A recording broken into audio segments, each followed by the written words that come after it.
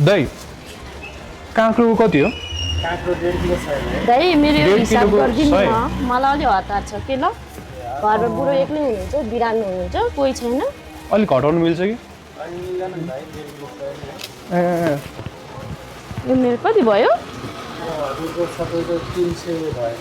300 रुपियाँ भयो 1.5 kilo 1 kilo हाल्नु पर्ला ला दाइ मसँग त 50 रुपियाँ मात्रै रहेछ भने हेर्नु न पैसा हतारले बिर्सेर आएछु भने घरमा बुढो एक्लै छ पैसा छोडेर आएछ पछि आएर भोलि आएर दिँदा हुन्छ तपाईँलाई अनि दाइ मिलाइदिनु न जहिले आएर नि हो म भोलि आएर दिन्छु नि तपाईँलाई हुन्छ हतारले आयो कि पैसा बिर्सेर आएछ किन के भयो के भयो हेर्नु न घरमा बिरामी छ तरकारी लिन आएको पैसा छोडेर आएछ भने हतारले ए ला किन कति पुगेन र 300 रुपियाँ भन्नुभयो 250 रुपियाँ पुगेन कि म दिइदिन्छु नि त पर्दैन भाइ म भोलि आएर जहिले आएर नि म भोलि आएर दिन्छु कता हजुरको यही म यही भित्र बस्छु होइन पर्दैन म दिइदिन्छु नि त भोलि दिन्छु तपाईँले के अप्ठ्यारो छ भन्नुभयो अनि घरमा घरमा कोठामा एक्लै हुनुहुन्छ त्यही भएर हतारले आएको होइन म तिर्दिन्छु नि त कति पुगेन 250 म भोलि आएर दिन्छु नि त भाइ 200 लिनु म गरिदिन्छु उहाँको है 250 रुपियाँ दिनुभएछ उहाँले ए 50 रुपियाँ चाहिँ मलाई दिइदिनु न 50 रुपियाँ मलाई दिनु कि 200 कति भयो कति भयो भन्नुभयो तपाईँले 300 भएको ए ठ्याक्क भयो नि त्यसो ए ल किन के भएको भन्नुभयो कि हजुर के भएको भन्नुभएको ए बस्नु पर्यो बिरामी भन्नुभयो बिरामी भएको नि भाइ के भयो क्यान्सर जिब्रोको क्यान्सर देखा पर्यो ए ला हजुरको श्रीमानको कि श्रीमानको भन्नुभएको हजुर मेरो श्रीमानको जिब्रोको क्यान्सर देखा पर्यो अनि अपरेसन गरी ल्याएर आएको छ कि घरमा कोठामा कोही पनि छैन म एक्लै हो हजुर अनि त्यही भएर अलि हतार होइन पैसा नि बिर्सेर आएछ भने त्यही भएर त्यही त हतारमा अहिले कता श्रीमान चाहिँ कता हुनुहुन्छ नि श्रीमान अहिले है कोठामा हुनुहुन्छ कोठामा ए एकचोटि के एकचोटि भेट्नु मिल्छ होला श्रीमानले मिल्छ भाइ ए म यहाँ ठ्याक्क तरकारी किन्न आएको थिएँ अनि ठ्याक्क तपाईँ अप्ठ्यारो नै थियो कि जस्तो लाग्यो अनि त्यो खानु सहयोग गर्यो अलि हतारमा आएको त्यही भएर हुन्छ के छैन एक भेट्नु जानु मिल्छ कि कति टाढा होला उही अगाडि भित्र हो ए हुन्छ कि जाउँ न है कताबाट जाने यताबाट यताबाट हजुर त्यो ठाउँलाई के भन्छ ठ्याक्कै त्यसलाई गुफा गणेश मन्दिर पनि भन्छ भाइ ए हजुर घर पनि भन्छ ए त्यो क्यान्सर देखा परेको कति भयो नि उहाँलाई लगभग देखा परेको त 1 वर्ष भाइ हजुर अनि 1 वर्ष भयो हुन चाहिँ हजुर समस्याले गर्दाखेरि अपरेसन गर्ने गरेर बसेको म चाहिँ अलि लास्टै गाह्रो भयो ए म चाहिँ खासमा यहाँ सामाजिक परिवर्तन गरेर हुन्छु क्या भिडियोहरू बनाएर हुन्छु सानो एउटा भिडियो बनाउनु आएको थियो अनि बिरामी भएर तपाईँले भन्नुभयो होइन भेटौँ न भनेर बिरामीले उहाँलाई कि भेटौँ भनेर मैले सक्ने जति कि सकिन्छ कि भनेर होइन आफूले नि होइन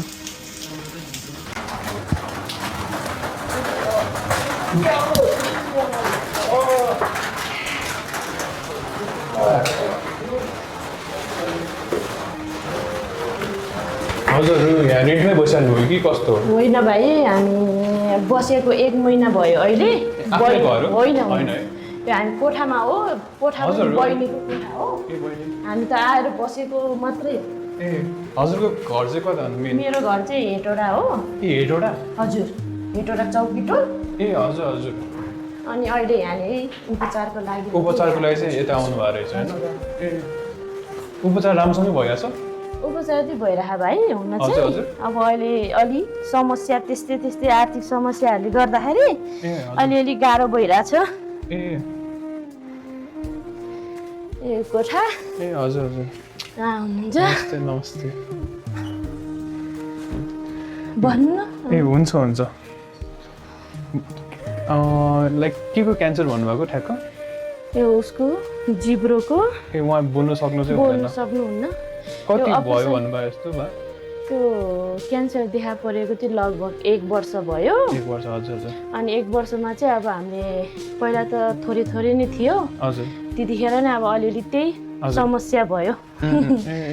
पैसाको समस्याले गर्दाखेरि हामीले पहिला गरेन, अहिले चाहिँ अलि लास्टै गाह्रो हुँदै गयो कि। हजुर हजुर। लास्टै गाह्रो हुँदै गयो, अहिले जिब्रोहरू सुन्लिँदै आयो, बोल्न नसक्ने त्यस्तो गाह्रो भयो। यो समस्या भएको भनेर कसरी थाहा भयो भने कसरी ठ्याक्क? यो पहिला सुरुमा त्यो हाम्रो जिब्रोमा त्यो सेतो घाउ आउँछ नि, भिटामिनको के कमीले गर्दाखेरि हो त्यस्तो घाउ आएको थियो। अनि वहीँ हेटौडामा मेडिकलमा जचाउने अनि औषधि खाने, केही मात्रामा हराउने त्यस्तो भइरहेको थियो। हजुर हजुर। अनि पछि गएर चाहिँ अनि हराउँदै नहराइसकेपछि पाटन हस्पिटलमा बायोप्सी गर्यो। बायोप्सीको रिपोर्ट 3-4 महिनासम्म नै आएन कि। त्यसपछि नआएपछि हामी भरतपुर गएँ। भरतपुर सिएमसीमा गर्दाखेरि चाहिँ क्यान्सर भन्ने देखा पर्यो पोहोर साउन भदौमा।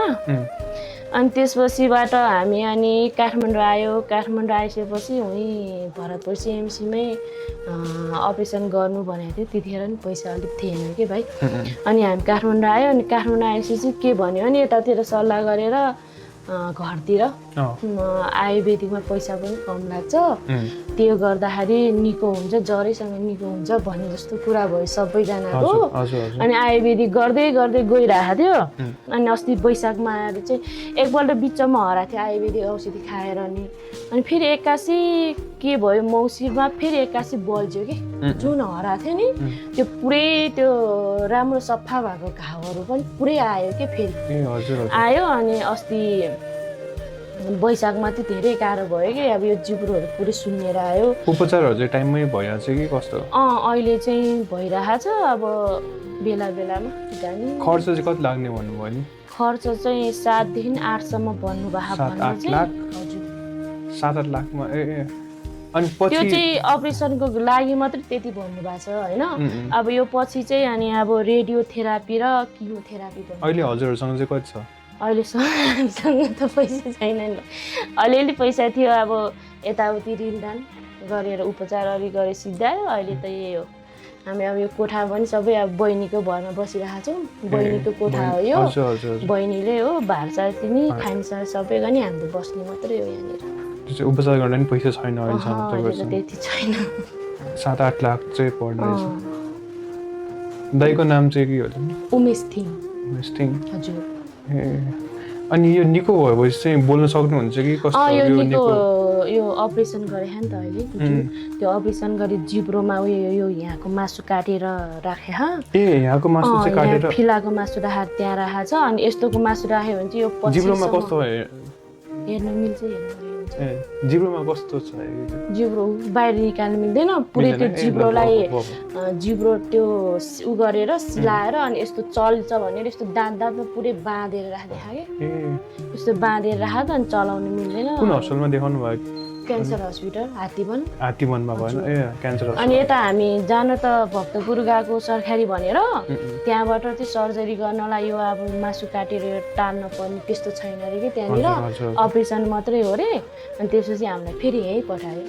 हुन्छ चिन्ता नलिनु होइन, मैले सक्ने जति चाहिँ म गर्नेछु होइन। त्यही भएर हो होइन। त्यही भएर तपाईँले नि भेट्न आयो कि? हजुर एकचोटि त्यस्तै हो भाइ समस्या। गाह्रो कति छ त? ननिकाल्नु त्यो।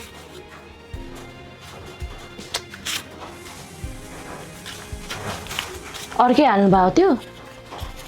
एकछिन पछि कति छ?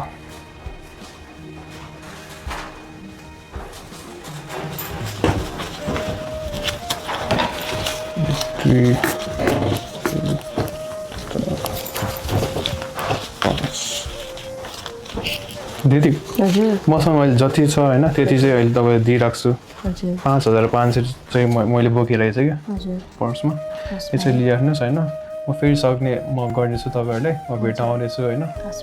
मेरो नाम चाहिँ अभिनव हो, अभिनव बजाचार्य होइन। म सकेको म तपाईँहरूलाई सहयोग गर्नेछु, चिन्ता नलिनु होइन। पैसा आर्थिक अवस्था कमजोर भएर होइन उपचार नगर्ने जस्तो चाहिँ हुँदैन, त्यो नगर्नु होइन। उपचार गर्न जानु टाइममा। तपाईँहरू नि हेटौडाकै हुनुहुन्छ रहेछ, म नि होइन गइरहेको हुन्छु हेटौडा गइरहेको हुन्छु होइन। सबै ठिक हुन्छ।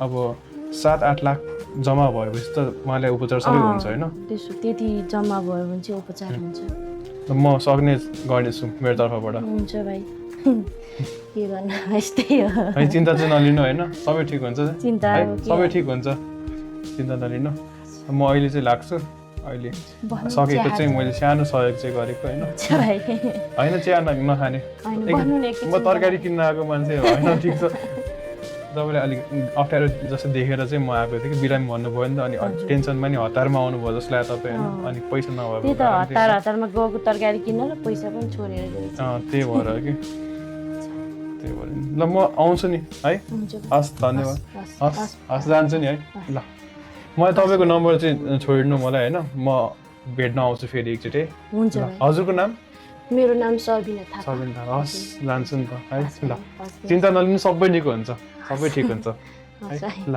हस्